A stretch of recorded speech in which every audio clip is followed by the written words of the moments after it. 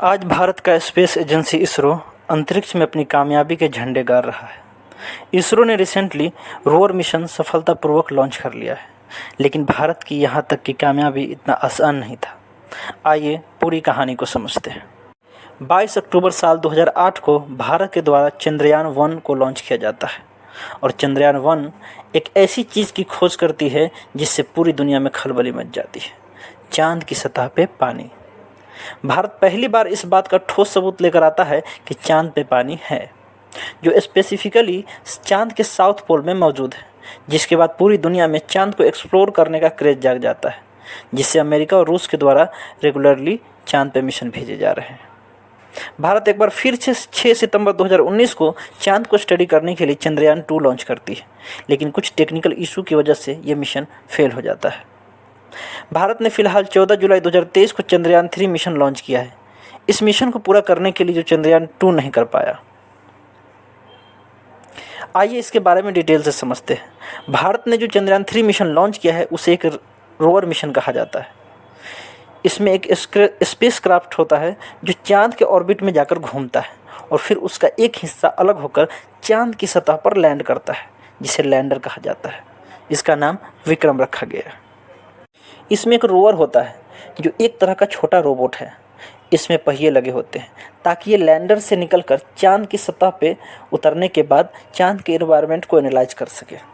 हमारे वैज्ञानिकों ने इसका नाम फिर से प्रज्ञान ही रखा है। भारत का जो चंद्रयान-2 मिशन जिस वजह से फेल हो गया, वो गलती दोबारा ना हो, इसलिए उस चीज़ को और मजबूत बनाया गया है। जैसे चंद्रयान का जो लॉन्चिंग पैड है उसको और बड़ा कर दिया गया है। पहले ये 500 बाई 500 मीटर का पैड था, अब वो बढ़ाकर 4.5 किलोमीटर बाई 2.4 किलोमीटर कर दिया गया है, जो पिछली बारी से ऑलमोस्ट 40 गुना बड़ा है। दूसरा, इस बार विक्रम लैंडर को भी ज़्यादा फ्यूल दिया गया है ताकि ज़्यादा देर तक हवा में रह पाए और सही लैंडिंग साइट ढूंढ पाए। तीसरा, पहली बारी से सॉफ्टवेयर ज़्यादा अपग्रेड किए गए हैं ताकि ज़्यादा तेज़ी से घूम पाए अगर ज़रूरत पड़े तो।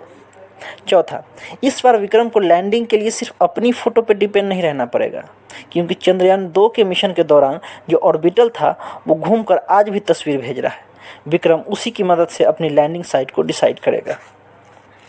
विक्रम का डिज़ाइन मोर और लेस है, लेकिन कुछ मॉडिफिकेशन भी किए गए हैं। जैसे उसके पैर पहले से काफ़ी मजबूत बनाए गए हैं और ज़्यादा सोलर सेंस लगाए गए हैं और सेंसर भी इम्प्रूव किए गए हैं। विक्रम का landing site 70 degree south decide किया गया है, जहाँ कई सारे क्रेटर मौजूद हैं जो हमेशा शेड में रहते हैं और वहाँ कभी धूप नहीं पड़ती। ऐसा माना जाता है वहाँ कुछ बर्फ़ मौजूद होंगे। यहाँ पर यह जानना जरूरी है कि चंद्रयान को एक लूनार डे का समय मिलेगा, मतलब 29 दिन, जो धरती पर करीब 1 महीने के बराबर है।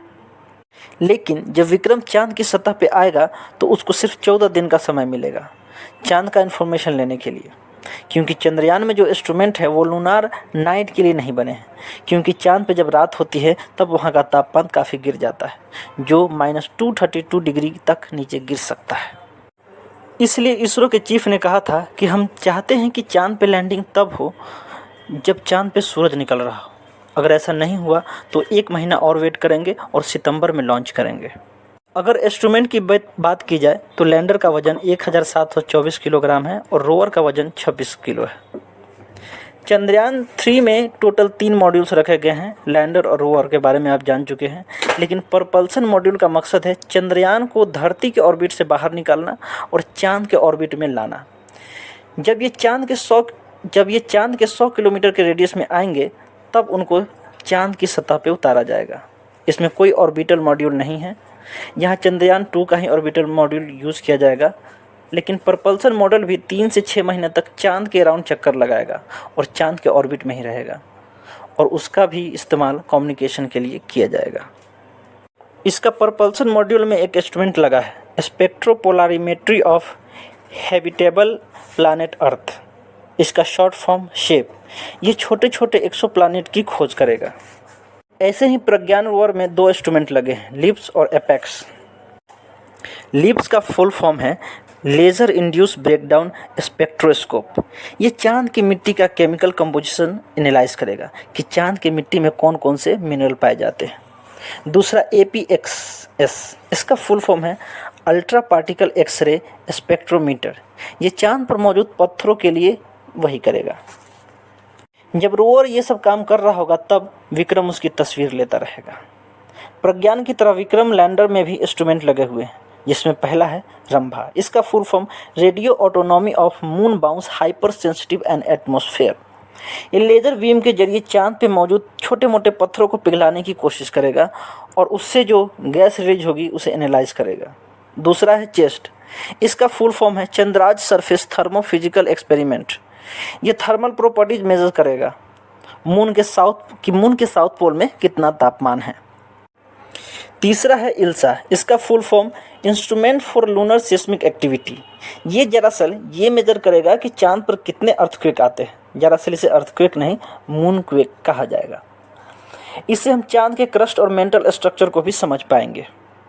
और चौथा नासा की देन है LRA, लेज़र रेट्रो रिफ्लेक्टर अरे।